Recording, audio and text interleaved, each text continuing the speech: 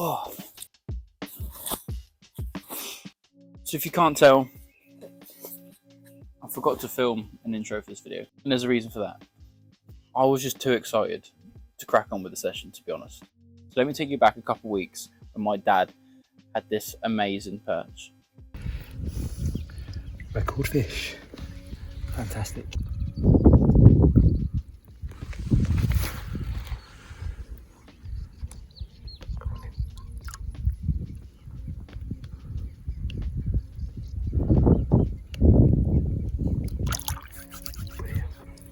Now, after he rang me and he showed me the pictures, I was so eager to get down there and try and catch one of these monster perch myself.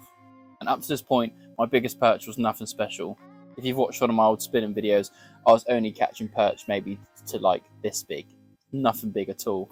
And then I take my fiance Jazz fishing for perch, and she catches one bigger than me, and I'm yet to get anywhere near that.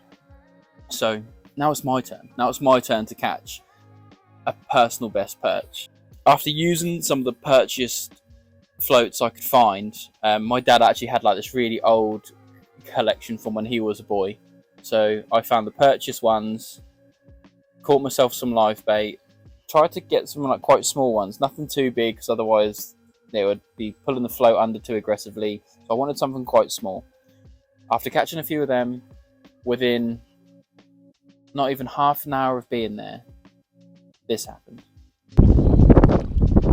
Oh my.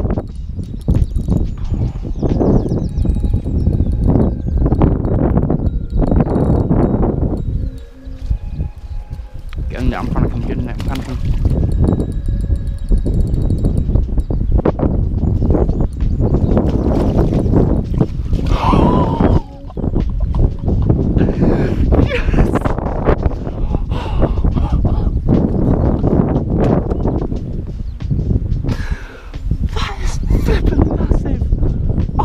Goodness.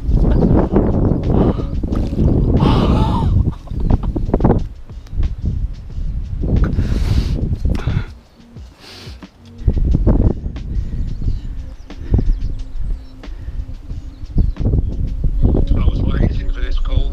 Look at the girth. It's massive girth. Look at the size of that fish. That fish, look at that. Can you lift the dorsal fin? Yeah. Without hurting yourself?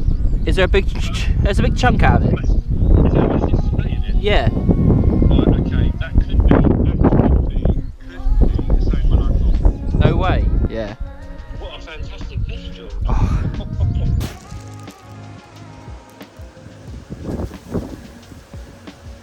2 pounds, 8 ounces. Let's go. I can't explain the feeling that this fish gave me when it came to the net. It's the fish that we're after, and it's the size that I'm after. Oh, that is a 2.5 pound perch. Look at the state of this fish. I went to reel in one of the live baits and it just come up for it straight away. And I lowered it back in and it gobbled it up. I'm over the moon. Let's definitely get some photos of this beautiful fish and release him, and let's get him back. I've not even been fishing an hour. So cool. Yes, yes. Thank you. Mwah.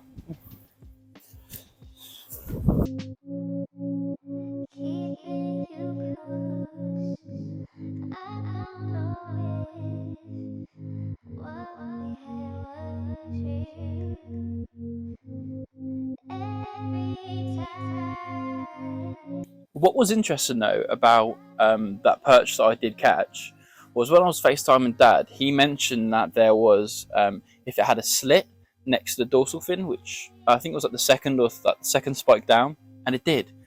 And when I got home, we compared the photos, and would you believe it? It was the same perch. Don't get me wrong, it was lovely. It was lovely that I caught one over £2. It was better as well that I caught that fish when it weighed a bit more. It was just a shame that it was a recapture, but at the end of the day, it was a beautiful fish, and it made my day. It really did. Shortly after that as well, there was another fisherman that come by to see how I was getting on, and my other float in the margin that was hugged up against the bank, went off, and it was a smaller perch. Yeah, all that float's just gone. I think something's on there. Hey, it's a baby perch. I say baby. Oh. Oh. Yeah, it makes the one I had beforehand look tiny. Yeah, it's a little bit smaller, but is more than welcome. Like I say, it's a lot smaller than last one. Very cool. Yeah, much better. So cool. Let's get him back. Let's try and get another one. Very happy.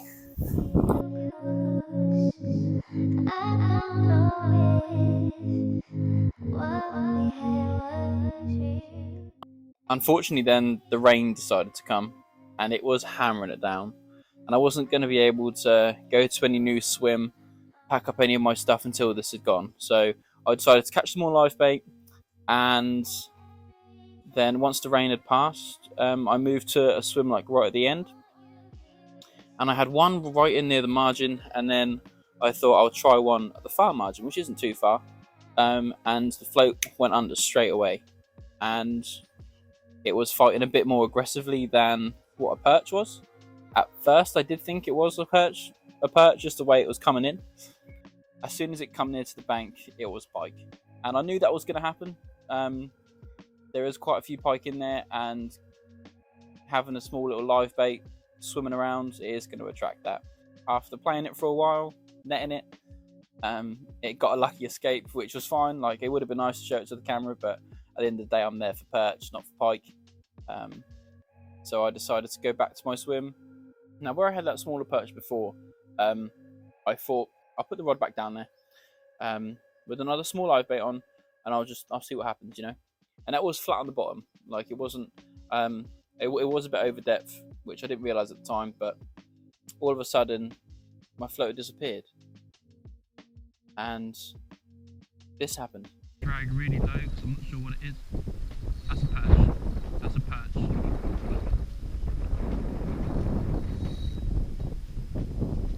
It's an eel. Oh my. Right. No, it's come off. Oh my goodness.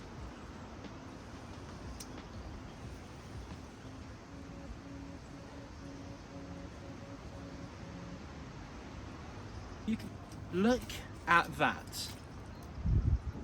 That eel was massive. That was a very big eel.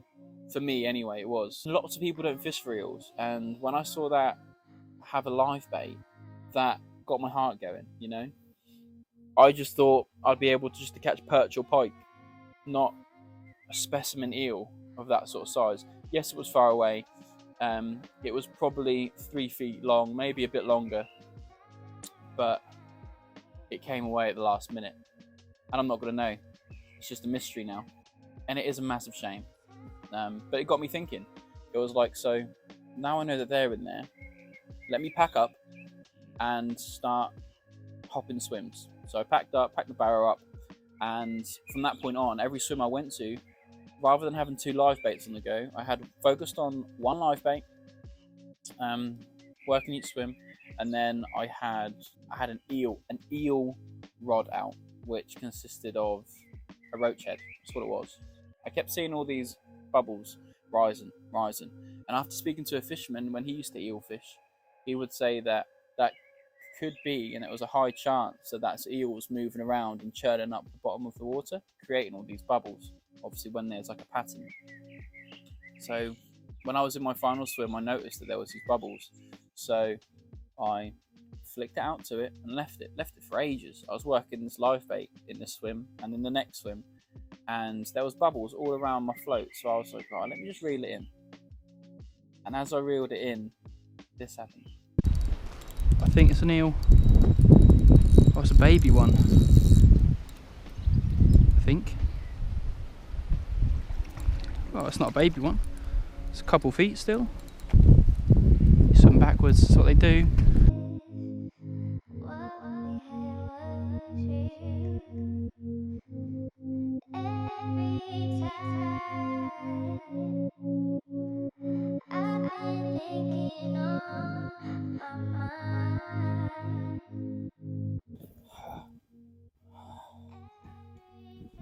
Here is my little eel. It's so slippery, but yeah. Look at that. So cool. No, you don't. No, you don't.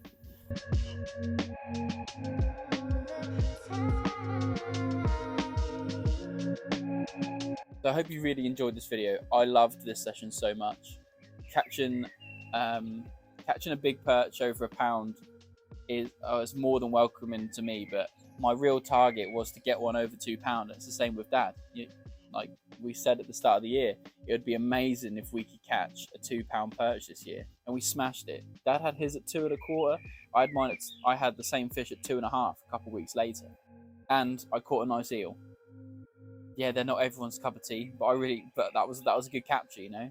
And funny enough, that's what Jazz wants to catch next. So be prepared for an eel fishing video coming soon. Lots of slime, lots of mess, and you never know, that eel that I missed, I might be able to get. Maybe, you never know. But if you're not already, please subscribe. I hope you enjoy these videos. I hope you've enjoyed this sort of style. I know it's a lot more of me talking. Please like, comment, and subscribe, and I'll see you in the next video. Peace.